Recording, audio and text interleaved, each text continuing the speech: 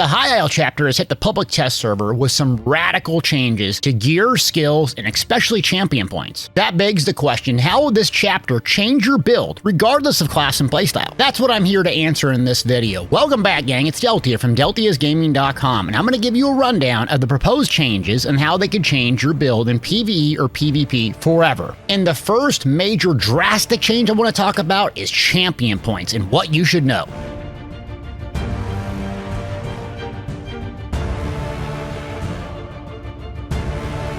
With some PvE players hitting over 130,000 DPS, the developers decided there was a DPS nuclear arms race, and power creep needed to be toned down instead of injecting more sets or something else to further exacerbate this issue. Thus, you're going to see a significant reduction in both damage and damage reduction slottable in the Warfare Blue constellation. Let me go over them. On the damage side of things, the following slottables now grant 3% to their listed bonus per stage, with only 2 stages at 25 points per stage, rather than 2% with 5 stages at 10 points per stage. If that didn't make any sense to you, instead of 10% max value, you'll be left with 6%, a 4% reduction in each of the following offensive and defensive slottables. Biting Aura, increase in AoE damage. Deadly Aim, single target damage. Thaumaturge, damage over time. Master of Arms, direct damage attacks. Defensive side of things, Duelist Rebuff, reduction in single target damage. Enduring Resolve, reduction in damage over time. Ironclad, reduction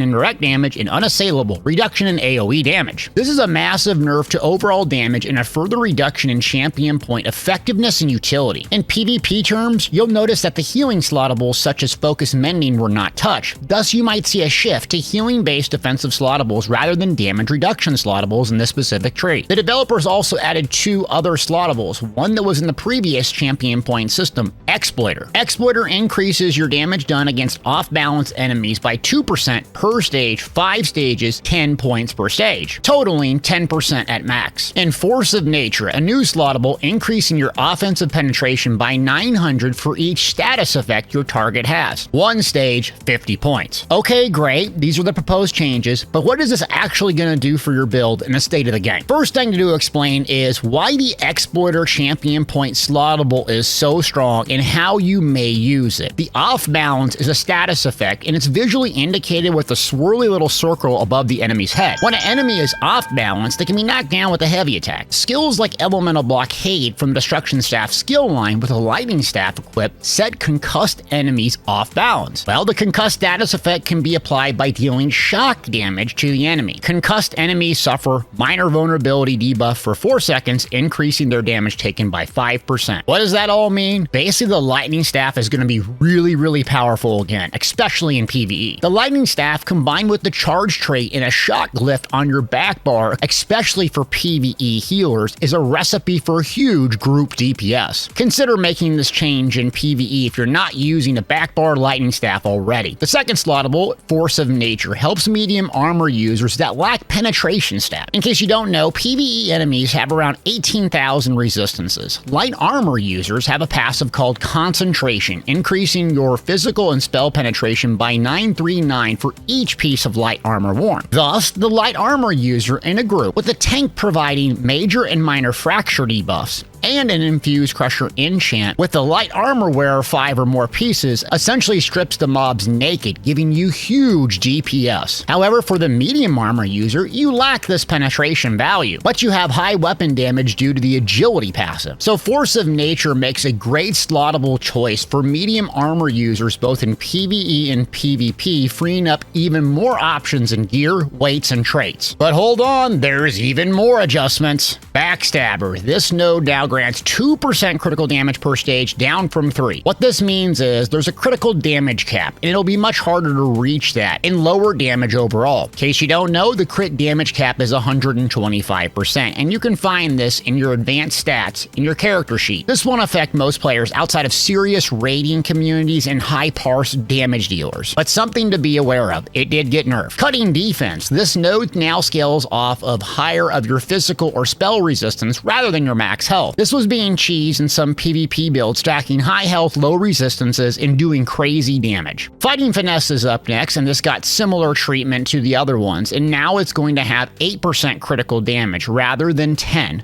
2% reduction. A big change for a lot of PvE and PvP fans out there is Occultal Overload. This was a niche slottable, but this node now deals 2,560 Oblivion damage per stage with 5 stages at 10 points per stage, rather than 2,000 Oblivion damage per stage with 2 stages at 25 points. Think of this as basically a slottable for AoE massive bombs. This makes you a Vicious Death Plague Break type of bomber regardless of any gear sets you use. So if you want big, huge, massive burst damage, and especially in AoE fights, PvE grinding, PvP, check out this champion point. It's a huge difference. Another big one here is Wrathful Strikes and Rejuvenator. These nodes now grant 41 weapon and spell damage to their effects, up from 33, which is a big increase. This could be the new mandatory slottable for PvE DPS, now with the bump up in damage alongside off-balance Exploiter slottable. A big shift here in PvE and PvP. Okay, that's a lot to digest. Let me summarize in case this doesn't make any sense. You're going to be doing less damage in PvE, frankly, especially if you're at 1,500 champion points or higher. If you're lower champion points, you're going to close the gap a little bit with the top CP players. You'll even have a little bit less sturdiness coming from the blue tree if you're a tank as well. I imagine most PvPers will shift to a heavy healing focused CP slottable for defensives as they remain untouched. And I imagine most PvEers will switch to Exploiter and Wrathful Strikes and lose a little bit DPS overall. Next up, we're going to cover class specific changes, and let's start with the Dragonknight first. Since we're on the topic of talking about DPS nerfs, the Dragonknight makes sense, and the first thing that got touched here is Engulfing Flames, reducing the flame damage taken bonus on this morph to a maximum of 6%, down from 10%, 4% loss here. This also is a big DPS nerf to coordinated groups, dungeons, and trials. Most coordinated groups rely on magic skills like Volcanic Rune, Unstable Wall of Flame, and others, and Destruction Staff Ultimate for high burst damage in dungeons and trials. This, along with the champion point change, will reduce not only the Dragonknight's damage, but overall DPS, as a lot of users are magic, and Engulfing Flames really ramped up the total DPS that your group was providing. Some other minor changes here: Choking Talons morph got a cost reduction, and that's mainly used for tanks to control mobs. Spiked Armor got a little bit boost here in Damage Shield, another tankish morph, decent bump here. And then Fragment Shield morph increased the duration of Major Mending. This is a nice little bump to Major Mending, but it's very hard to cast frequently due to the spell cost, and the Restoration Staff fully charged seems to be a bit easier to do because it's free. All you have to do is rip off a fully charged heavy attack. But this will be a nice change for some tanks and some Stam DK builds. These are the major changes to the Dragonknight. I'm honestly shocked these were the only things touched. Coagulating Blood is rivaling any other burst heal in the game. Burning Embers healed per second are insane, and the most over-the-top ultimate in PvP is Corrosive Armor, and it didn't get touched. Too long didn't read here is: consider both the magic and stamina Dragonknight either S tier or A tier in almost any category of ESO outside of PvE healing.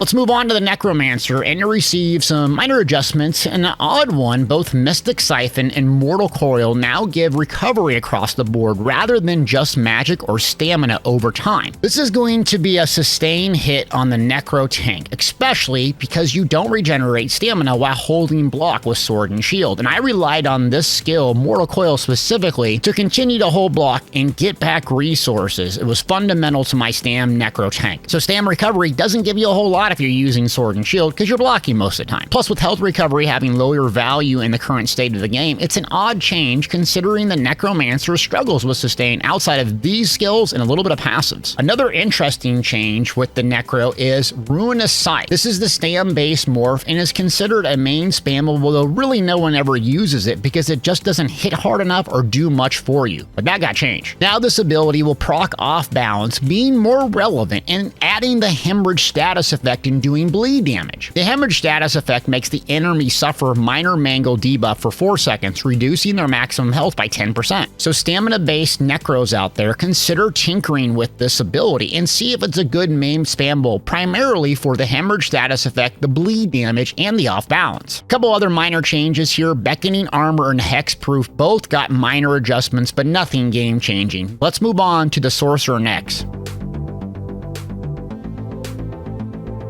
There are some massive changes with the Stamina Sorcerer. In fact, this might bring Fang Rush back. I don't know though. The first major change is the skill Crystal Shards. This is the base morph of both Crystal Weapons, the stamina base morph, and Crystal Fragments, the magic base morph. That is the staple to both stamina and magic sorcerers. Crystal Fragments, the magic base morph, is up first. This ability will now act off of any non-ultimate active ability. That means stamina or magicka, doesn't matter. The proc chance also got a reduction to 33%, down from 35%, and this is an enormous boost to flexibility in the class. I went running around high isles testing this on my stamina sorc and was really impressed. I'd get random frag procs, whether I was casting Vigor, Streak, Whirling Blades, Rending Slash, doesn't matter. Not to mention, with the hybridization of stats, Crystal Fragments hits just as hard on a stamina build as a magicka build. This frees up stamina sustain to fire off huge nukes at range. This will be a game changer in PvP, especially giving the sorcerer range even while playing with the melee build, or making the Bork, the bow sorc, even more utility. But we're not done yet. The stamina-based skill Crystal Weapons got an adjustment as well, and this thing was already super powerful. This morph now causes your next 2 light or heavy attacks to deal bonus damage up from 1. There is a small cooldown to avoid the ability insta-procking, so it's not going to work off a fully charged heavy attack with dual wield. How this Crystal Fragments works is light attack, ability, light attack, and you get 2 frag procs within a very short window, about 1.5 to 2 seconds. The damage was not touched with this ability, thus you have even more burst on a stamina sorcerer with no additional cost, giving the class an incredibly difficult decision. Crystal Weapons or Crystal Fragments? Both are incredible options, and you have so much flexibility, melee, range, a combination of both, hybrid, whatever you want to do. The sorcerer is in a really good spot. I consider this change and some others moving the sorcerer up to S tier in PvP, especially with the Templar taking a back seat to A tier. More on that later. And we're not done. The sorcerer received a boost in sustain with Energy Overload. This is the morph from the ultimate and will restore up to 1200 magic and stamina rather than just magic. And the restore will now happen anytime you use a light attack or heavy attack rather than only when you deal damage. This is a pretty easy telegraph and you can dodge it a lot of the time, so just activating it, getting the resources back, is enormous. Again, this is a major boost to the resource sustain and enjoyment in the Stam Sorc PvP, because the gameplay loop is currently Bumblebee. Dive bomb in for 2.5 seconds, retreat, then do 10 consecutive dark deals to resource sustain. Now, dive bomb in, peel back, overload to burst a couple people down while resource sustaining, and jump back in the fight. Huge boost. I swear we're just about done talking with the sorcerer, but we got another buff to talk about, and that's Endless Fury morph, which is the range execute. This ability sees a reduction in cost down significantly. Now the Sam sorcerer can pick from up to 3 different executes. Whirling Blades from dual wield, two-handed execute, or Endless Fury, giving you both range or melee execute, making the class truly the kings and queens of hybrid mobility and possibilities. So get ready to re-roll your Magpar, folks. Stam Sorc, it's really good. There is also a minor adjustment to Summon Charge Atro, always applying the concuss status effect, but you're going to get the concuss status effect for other ways in PvE and PvP, so I don't see this being a major change. Well, let's rip off the band-aid and talk about the Templar changes, and it's a big one. Templar is up next, and if you want a deep dive into Living Dark Change, check out my previous video, but I'm going to do a little short, too long didn't read version of it here. Living Dark morph. This morph no longer scales with stats, instead heals you for a base of 2000 health when it's triggered. Note that 2000 health gets cut in half by Battle Spirit if you're in PvP. The too long didn't read on this skill was you could set up your build for max spell damage, cast Bubble or Living Dark, and dive bomb into groups and survive. If you could sustain the massive magic cost on a magic or stam build, you'd have great survivability, allowing the Templar to shine in melee range like it was always meant to. Now with the static value, which can be amplified by major and minor mending, you'll have very little incentive to run the high spell damage sets like Olimire, Rallying Cry, Clever Alchemist, and so forth in PvP. To be honest, this totally guts the Magpar and the enjoyment I have out of the class, because now I'm going to be like other classes, having you turtle up on my back bar, healing, dive bombing in for 2 or 3 seconds, and peeling back. I don't have the mobility of other classes. I don't have the AoE dot pressure like a Magic DK. I don't have the burst of the Warden, and we're not even going to talk about the Necro. solo. So big disappointment here, and I think this could be adjusted a little bit more, but consider this a flex spot or take it off your bar, especially in PvP. Other minor changes here, Blazing Shield got an adjustment in the radius. Backlash, both morphs Purifying Light and Power of the Light got some cost adjustments. Dark Flare morph received a cost adjustment as well, but I don't think these things are going to change anything about the Plar and what abilities you use and why. Next up, we have some more huge changes, and that comes to the Warden, and there's some odd ones. In case you don't know, the Warden is my least favorite class in the Elder Scrolls line. It has super high damage, but lacks a lot of resource sustain playing solo, and burst healing along with a on-demand class-specific stun. And those are the major downsides I see with the class. These changes don't solve any of them. The first change up is Arctic Blast, and this is the morph that heals and stuns opponents after being attacked for a certain amount of time. Note that Arctic Blast scales in effectiveness, meaning the heal gets higher the more health you have. So ideally, you would use that as a tank, but it's pretty much the only way you can survive solo is to ramp up your max health and rely on this to heal and to stun. Now this morph requires enemy be damaged 5 times and up from 3. It reduces the duration of the stun by 1 second and increases the duration of the stat counter to 3 seconds up from 1. This is a pretty big gut to the Warden in my opinion, especially after testing it. The one thing the class needed was this ability to scale in effectiveness with weapon and spell damage like 99% of all the other burst heals in the game, not max health. But instead, it will be harder to stun and a reduction in the duration. I'm kind of stuck with my Stamina Warden playing solo because I have to ramp up so much max health to be able to heal like some of my other builds. Now in a PvP context, if you put it with a healer, you're absolutely nuking everybody. But solo lacks a lot of survivability and burst, and this is not going to fix the problem. Another odd change is Crystallized Slab. This is a goofy morph I've never really used, but it's going to stun targets that deal damage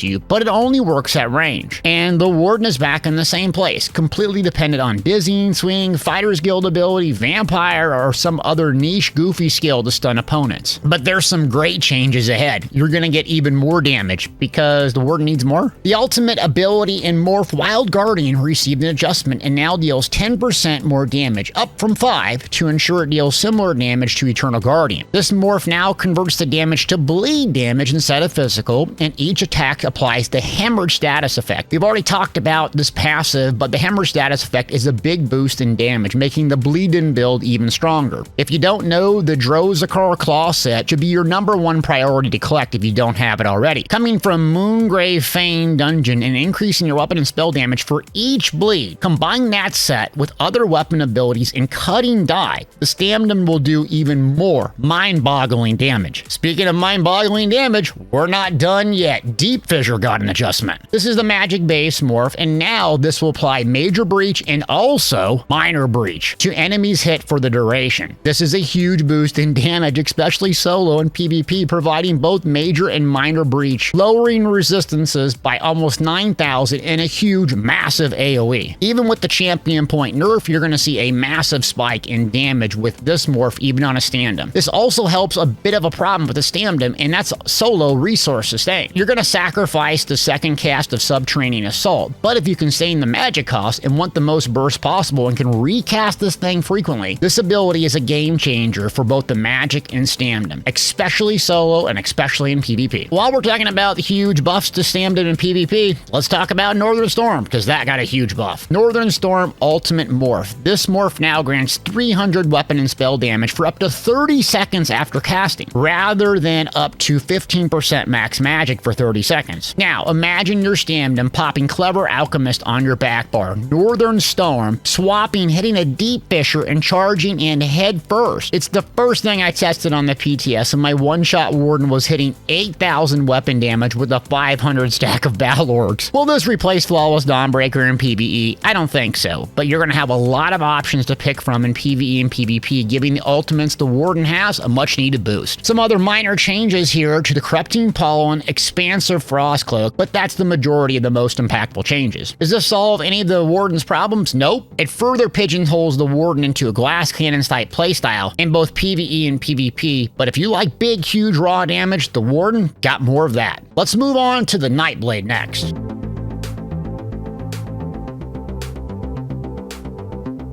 The The Nightblade's first major change is Ambush. The gap closer, primarily used in PvP. This ability got an increase in the duration of Empower granted, and also minor Berserk for its duration. Empower is a buff to light or heavy attacks, so your next light attack will be easier to weave or land. And minor Berserk is pretty meh, considering most Nightblade PvP builds run Camouflage Hunter on the front bar for the Fighters Guild. Reason being, Shadowy Disguise guarantees you a critical strike. Critically striking from the flank grants you minor Berserk, so you see why you wouldn't use the skill. Piercing Mark also got a 2x bump in duration up to 60 seconds. Refreshing Path, this is a heal version that provides pretty big mobility, decent healing to a group or solo. It got a couple buffs, adding both minor endurance and intellect. Not a game changer outside of PvP ball groups or PvE healers, but a decent change. Interesting change up here is Drain Power, which is the Nightblade's big 360 AoE ability. Saw an increase in major brutality and sorcery, but the interesting part is the stamina-based morph Power Extraction now also grants minor courage for up to 30 seconds upon dealing damage. This is a pretty big boost to a niche stamina-based skill, especially playing solo. Minor courage is typically provided in coordinated PvE dungeons or trials group, but for the average player, an extra 215 weapon or spell damage combined with your major buff in one skill is a really nice ability. Is this enough to replace AoE cleave situations like Whirling Blade, Sap Essence, Carb, or something else? Probably not, sadly, but it gives you some options if you want something within your class kit. Well gang, that's a video. Hope you got something out of this video. This is a proposed changes on the public test server, so we'll see some adjustments going back and forth, especially with champion points and class-based abilities. I hope you got something out of this. I'll touch more on the gear sets later if you like these type of in-depth videos, and I'll kind of walk you through what I think is going to happen and why. High Isle is a mega chapter coming. Obviously, we got Tales of Tribute, the card game. Some people like it, some people don't. But one thing you're going to want to do if you're going to stick with Elder Scrolls Online is to collect a lot of stuff, because there's a lot of really cool gear and things to collect going forward. Appreciate you watching this video. Hit that like, subscribe, and leave me a comment on what you thought about this video and the proposed changes. Thanks for watching.